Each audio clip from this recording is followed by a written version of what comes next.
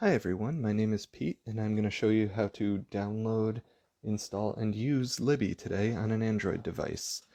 If you have an Apple device, the process will be pretty similar except instead of using the Play Store, you'll use the App Store. So first thing we're going to do is we're going to go into the Play Store here and we're going to search for Libby. And you see right here, it's the first one, Libby by Overdrive. We'll see that and we're going to click install. And at this point, you might be asked if you need to enter a password or something like that. If you do, just enter that password and go, but it is a free app. And now we're going to just open Libby. And the cool part about Libby is it kind of walks you through the setup the first time you open it. So it asks you a question, do you have a library card? And we'll say yes. And now we have three choices here, but we're going to choose the middle one. I'm going to search for a library. I'm going to type in Fayetteville.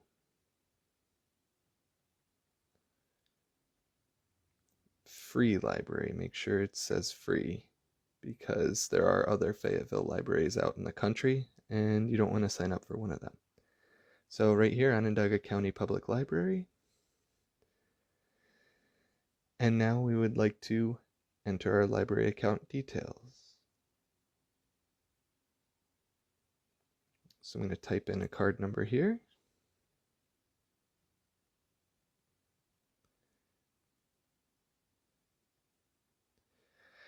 Now, this is that whole number on the front of your card without any spaces. And then your PIN number. And click sign in. So you see here, this is our virtual card. The first thing I'd like to point out is under loans, you can have up to 10 items out at one time, and you can also place up to 10 more items on hold at one time. So we're going to click next. And here we're greeted with just a general screen. These are just kind of recommendations. You can see on this screen here, these with the little audio earbuds underneath. They are audiobooks. There are some more questions to kind of customize the experience to your liking. And then you can see more down here. These are just regular books. Notice they don't have, except for the one up there, they don't have the audio earbuds. So you can sort by genre, bunch of different things. What I'm going to do first is I'm just going to find a book and, well, let's take a look at Harry Potter here. It's audiobook. So this one is in right now, and we can tell that by this button right here that says borrow. And to borrow the book, we just tap on borrow. And you see we're at the borrowing screen. Right up top it says you're borrowing the title for 14 days. If 14 days isn't enough, you can tap on that and it'll bring up this menu. You can choose from between 7, 14, and 21 days. I'm going to go ahead and choose 21 and then click borrow. Now you can see on the side here this little wheel that's filling up. That's downloading the audiobook right now. Audiobooks do take a little bit of time to download. Ebooks are a lot faster. They're smaller files. Most of the item is downloaded now. We can start listening to it if we want, so I'm going to click on Open Audiobook. And that's going to go right into the playing screen here. You can see you've got your play button right in the middle. And right down here, you can cycle through your timers. So you can choose how much is left in the whole book, 27 hours, how much you've listened to, how much time's left in the chapter, and the percentage of the book is completed. At the top up here, this first dial, this is the playback speed. So if you tap this, you can adjust how fast it's read to you. And then in here, you can sort through your chapters and bookmarks if you wanted to skip ahead. That's this 3-line button right up here. I'm not going to play the book right now because I don't want to get in trouble for playing any copyrighted material. But to get back, there's a back button right at the top here. Hit that. And I want to point out at the bottom of the screen, you have two buttons, one that says library, another that says shelf. If you click on shelf, this is going to show you kind of like your virtual bookshelf. So you can take a look at your loans. Right now I have Harry Potter out. Tell me when it's due back. If I had finished this book and I wanted to return it early because maybe I'm at my 10 item limit, I can tap on Manage Loan, and you can see it gives me an option to return it early. I'm not going to do that right now, so I can just tap in the white space to get back. And go back to the shelf, and you can see holds. If we had any holds, they'd be right here.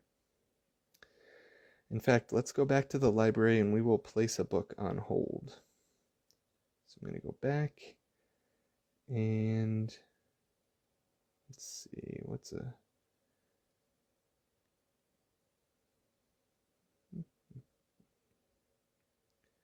tap on popular books here. All right, so you see this one, Educated. It says place hold. I'm going to go ahead and tap on place hold. And we can see if you place this item on hold, it should be ready for you to borrow in the next few days. So it kind of gives you an expected time frame for when you can borrow it. And that will change depending on how many copies are available and how many people are waiting for it. So let's go ahead and say place hold. And we've placed it on hold. So we go back now. If we look in our shelf, go to holds, we can see our hold options right there. So you'll get a notification from the Libby app when your hold becomes available. And once you get that notification, you'll have 3 days to log into the app and pick it up, which is basically you just go to your hold shelf and say borrow. It's a pretty easy process to do. Okay, so one last thing we're going to do, I'll show you how to read a book in the Libby app. So let's go up to this one right here where the crawdads sing. We'll say borrow and click borrow. And you'll see this one's downloading much faster than the Harry Potter audiobook. And then we'll click open book. Now the first time you do this, you're going to be greeted with two options. One's for Kindle apps and devices, and the other is for Libby, or this app. This is where you want to read your item. So if you have a Kindle device, you would choose the Kindle option, and then it would take you to the Amazon webpage where you would sign into your Amazon account, and then it would give you just a box that would say deliver to this Kindle, and you just choose whatever Kindle is linked with your account and click deliver, and it would go right through. I don't have a Kindle device, so I can't show that to you, but it's pretty simple to do. They make it pretty easy. It's just one extra step. So for this one, I'm going to choose Libby, this app, and we'll see it opens right up. Now, I've opened this book before, so it picked up right where I left off, which happened to be on the dedication page. If you swipe your finger from right to left, that would turn the pages, just like you're turning the pages of a book. You could also just tap on the right side of the screen to advance, or tap on the left side to go back. To tap in the middle of the screen, and it'll bring up all these menus. In the top right corner, we see the 3 lines. We're going to tap right there, and that's where we could easily search for chapters, any bookmarks you might have put in, or just maybe a character name, and you can see wherever they appear in the book. I'm going to tap right now on reading settings, and this is where I can adjust the text size, make it a little bigger so it's easier to read, or make it a little smaller and fits more words on a page. And you can also adjust the background and the lighting down here, so you can make it bright. You're not going to see too much of a difference there, but sepia, you'll see, kind of gives that yellow tone, and then dark inverts the colors on almost everything. So that's how you would adjust the size and scale. Once you find what you like, just tap done at the top right corner, and it'll bring you back to the book. And like I said earlier, if you close the book or the app out, it'll remember where you were. So when you go back into it, it'll just keep your page, which is kind of a nice feature.